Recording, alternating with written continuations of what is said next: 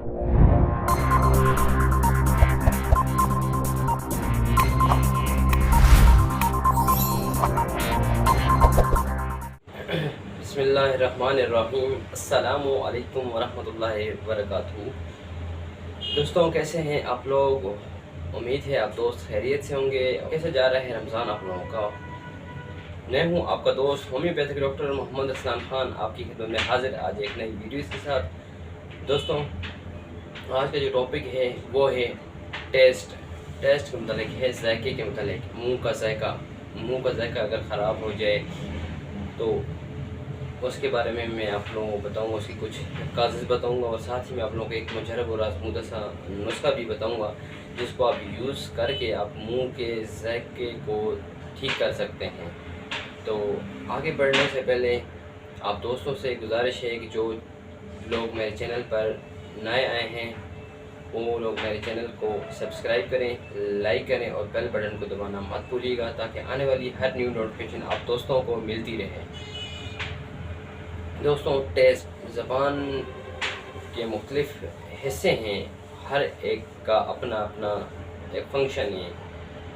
Test बड़ लगे होते हैं जो जायके को महसूस करते हैं, जायका बताते हैं। तो अगर उनमें कुछ ख़राबी आ जाए या हमारा अंदरूनी सिस्टम में कोई गड़बड़, कोई डिस्टर्बेंस आ जाए तो जो हमारे मुंह का जायका है होता है, जो हमारे टेस्ट बड होते हैं वो उसमें गड़बड़ आ जाती है, जायका बदल जाता है। अक्सर मुंह का जायका मीठा हो जाता है, कड़वा हो जाता है, तुर्श हो जाता है, खट्टा हो जाता है, नमकीन हो जाता है। ये मुख्तलिफ जायके आ जाते हैं।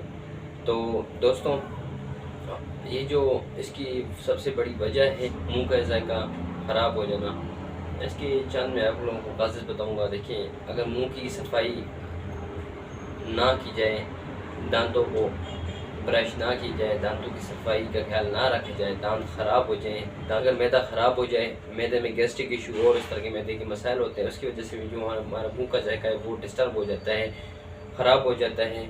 इस तरह जिगर के मसाइल, लिवर डिस्टर्ब हो, लिवर अपना काम सीधा ना कर रहा हो, लिवर के कुछ ऐसे मसाइल हो तो उसकी वजह से भी अक्सर मुँह का जायका खट्टा या कड़वा इस तरह हो जाता है।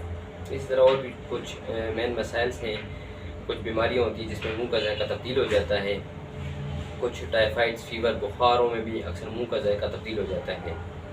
ये थी दोस्तों 40 की मेन काजेज़। अब आप दोस्तों को मैं ज़बरदस्त आज़मूदा नुस्खा बताने लगा हूँ जिससे मुंह का जायका अगर ख़राब हो जाए तो आप उसको यूज़ करके मुंह का जायका तब्दील कर सकते हैं।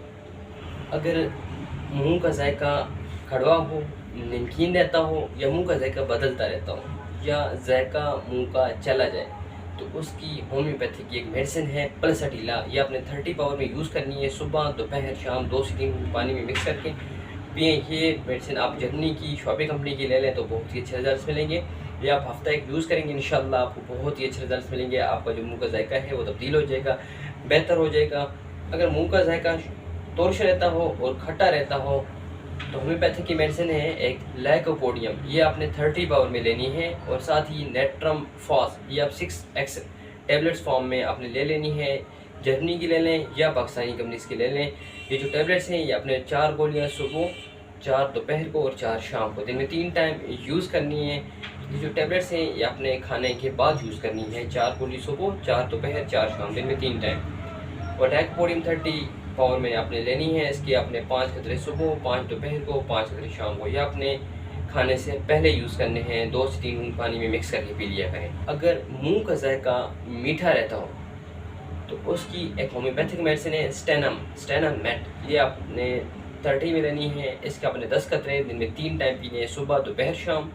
इंशाल्लाह एक हफ्ते के अंदर अंदर आपके जो मुंह का जायका है वो बेहतर हो जाएगा। आपके मुंह के जायके के तमाम मसाइल बेहतर होने शुरू हो जाएंगे।